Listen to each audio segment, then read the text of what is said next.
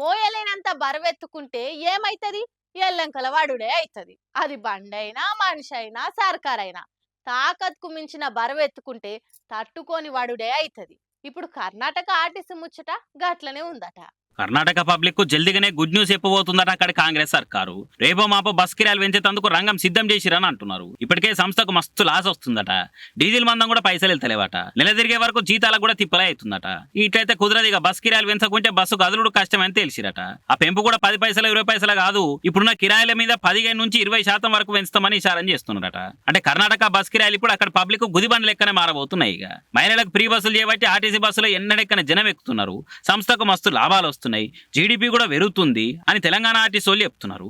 మరోసారి కర్ణాటక వాళ్ళు మన తెలంగాణలో లెక్క ఫ్రీ బస్సులు నడిపించుకుంటే ఆర్టీసీని ఎట్లా లాభాల హైవే ఎక్కియాలనో టిక్కులు నేర్చుకొని పోతే బాగుండారు అనుకుంటారట ఈ సంగతి తెలిసిన వాళ్ళుగా.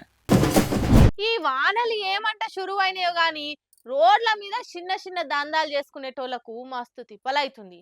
అండ్లు ఇంకా కూరగాయలు పండ్లు అమ్ముకునేటోళ్ళ పరిస్థితి మరీ అధ్వానమైంది. కాగితం పరిచి ఇట్లా కుప్పలు పోస్తురో లేదో కథం వాన చంపుడు చంపుతుంది. అసలే జర్ర నీళ్లు పడితే కుళ్ళిపోయేటి ఈ వాన నీళ్ళల్లో తడిచి గిరాకా ఇంత ఖరాబ్ అవుతుంది. కానీ గీ అమ్మ దొరికిన తానని అమ్ముకొని చూసినోళ్ళంతా నోరెళ్ళబెట్టేటట్టు చేసింది. మళ్ళీ అమ్ముకుందో చూద్దాం పాండ్రి. ఆహా, వాటే విజన్, వాటే ఐడియా. ఇది కదా వ్యాపారం అంటే.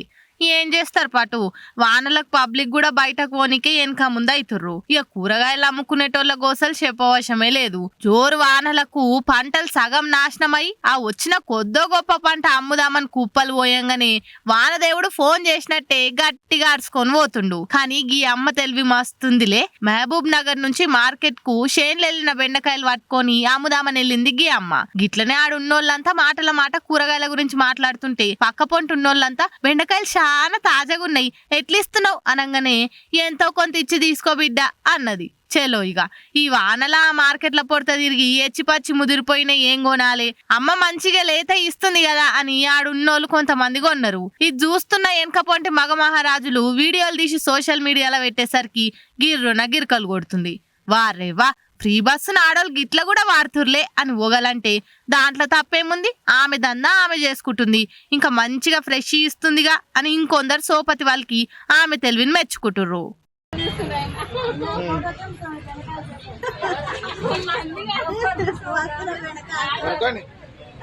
కూరగాయలు